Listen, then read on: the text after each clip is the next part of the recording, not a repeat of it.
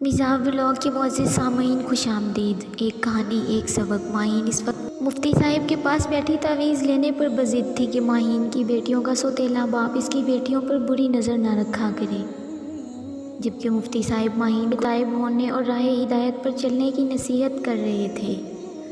شوہر کے تشدد کی وجہ سے ماہین کے دونوں بازوؤں کی کلائیوں کی ہڈیاں ٹوٹنے کے بعد خود ہی آڑی ترچھی جڑ چکی تھی۔ کسی نے بھی اسے ڈاکٹر یا دیسی ہڈی جوڑ کے پاس لے جانے کی زحمت نہیں کی تھی، جبکہ ماہین کے جسم کے ظاہری اعضاء پر موجود نیل اس بات کا واضح ثبوت تھے کہ ماہین پر حال ہی میں تشدد کیا گیا ہے۔ ماہین سلطان کا تعلق اندرون سندھ سے تھا۔ اس کا باپ مزدور تھا، جبکہ ماں اس کی پیدائش کے وقت ہی دنیا سے رخصت ہو چکی تھی۔ اس کے باپ نے اسے بڑی مشکل اور شفقت سے پالا تھا، جہاں تک ممکن تھا اس کی تعلیم و تربیت کا اہتمام کیا تھا، اور جیسے ہی ماہین نے جوانی کی دہلیز پر قدم رکھا تو اس کے باپ نے اس کی شادی رضوان نامی لڑکے سے کر دی تھی۔ رضوان ایک سیدھا سادہ اور شریف النفس انسان تھا۔ جہاں تک ممکن تھا اس نے ماہین کو عزت و احترام کے ساتھ رکھا، مگر ماہین نے اس کی شرافت کا ناجائز فائدہ اٹھایا اور ناصر نامی ایک غیر محرم آوارہ لڑکے سے دوستی کر لی، جو بعد ازاں نام نہاد محبت میں بدل گئی تھی۔ پہلے دونوں فون پر رابطہ رکھتے، پھر بات دیدار تک جا پہنچی۔ اس کے بعد ماہین اور ناصر دونوں ملاقات کرنے لگے۔ ماہین اور ناصر ملاقات کے دوران ہی گناہ کبیرہ بھی کرنے لگے تھے۔ ماہین کی شادی کو 1.5 سال ہو چکا تھا۔ 1.5 سال بعد ماہین نے ایک بیٹی کو جنم دیا، اور بیٹی کی پیدائش کے بعد صحت یاب ہوتے ہی دوبارہ گناہ کی اسی دلدل میں جا گری۔ شیطان نے اسے ایسا ورگلایا تھا کہ وہ بیٹی کے مستقبل اور نصیب سے بھی نہ ڈری، اور پھر سے ناصر کے ساتھ اسی گناہ کبیرہ کی راہ پر چل نکلی۔ ناصر اور ماہین کے تعلق کی خبر کسی نہ کسی طرح رضوان تک پہنچی تو رضوان نے انتہائی نرمی سے ماہین سے ناصر کے متعلق پوچھا۔ ماہین نے ناصر کا نام سنتے ہی انجان بنتے ہوئے کہا، کون ناصر؟ رضوان کے سامنے ماہین صاف صاف ناصر کے ساتھ اپنے تعلقات کے بارے میں مکر گئی تھی۔ رضوان نے بھی ماہین پر شک نہ کیا اور ماہین کی بات مانتے ہوئے قصہ ختم کر دیا۔ اسی دوران رضوان اور ماہین کی شادی کو 4 سال گزر چکے تھے۔ ماہین نے شادی کے 4 سال بعد دوسری بیٹی کو جنم دیا۔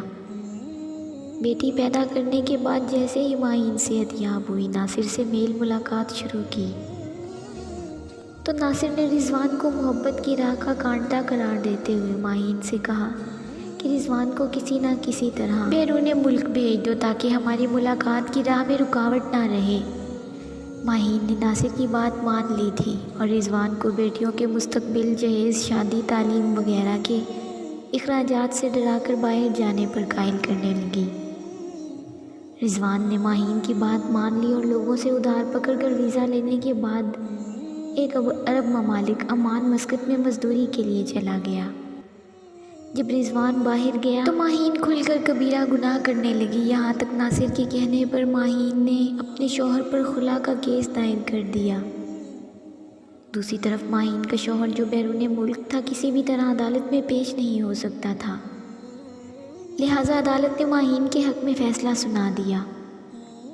رضوان سے طلاق دلوانے کے بعد گھر ہتھیانے کا لالچ دلوا کر ناصر نے ماہین کے ذریعے ہی ماہین کے باپ کو مارنے پر راضی کر لیا، اور ماہین نے اپنے باپ کی محبت و شفقت کو پس پشت ڈالتے ہوئے ایک غیر محرم مرد کی محبت کی خاطر اور اس کے وعدوں پر یقین کرتے ہوئے صرف ایک گھر کے حصول کے لیے اپنے ہی باپ کی جان لے لی۔ ماہین کے اس گناہ پر بھی پردہ ڈالا رہا، اور ماہین بنا مذہب اور شرعی حدود کا خیال کیے، بنا اپنی عدت پوری کیے، بنا نکاح کیے ناصر کے ساتھ جسمانی تعلقات قائم کر کے رہنے لگی۔ وقت گزرتا رہا، ماہین امید سے ہو گئی تو ماہین نے ناصر کو نکاح پر مجبور کرنا شروع کر دیا۔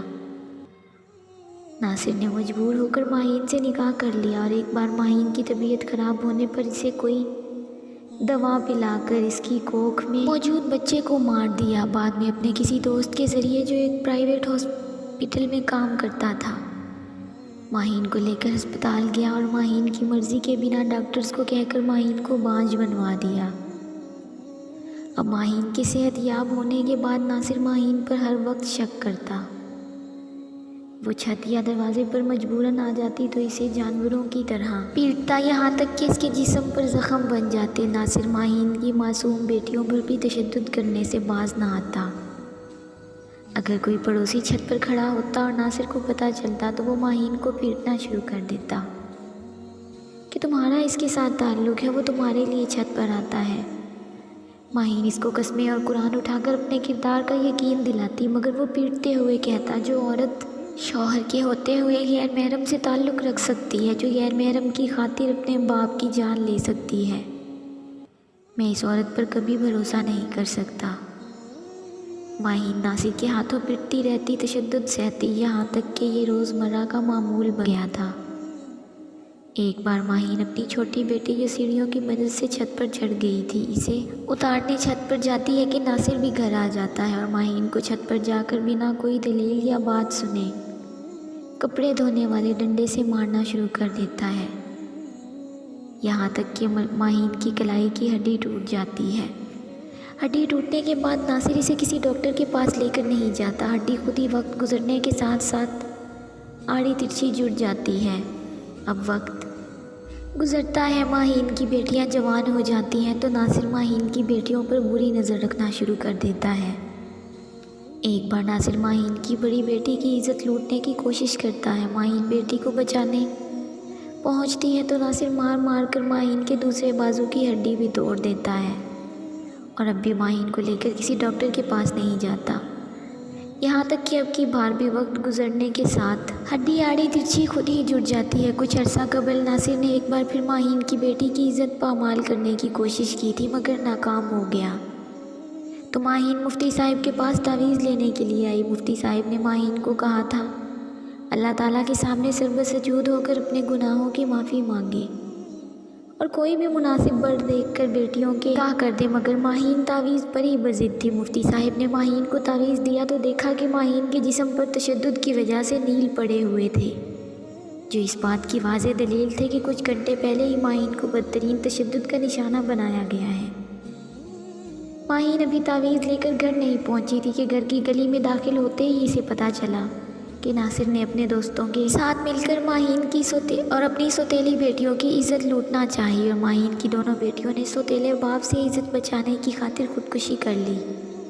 बेटियों की मौत ने माहीन को ज़हनी मरीज़ा बना दिया था और माहीन आज भी मकामी बाज़ारों की सड़कों पर औरतों से भीख मांगते हुए नज़र आती है। गो के माहीन के हवास चले गए हैं, मगर नासिर की जुल्म सहने के बाद हवास चले जाने के बावजूद भी माहीन के दिल से कभी मर्दों का खौफ नहीं गया, इसलिए माहीन आज भी सिर्फ औरतों से भीख मांगती है।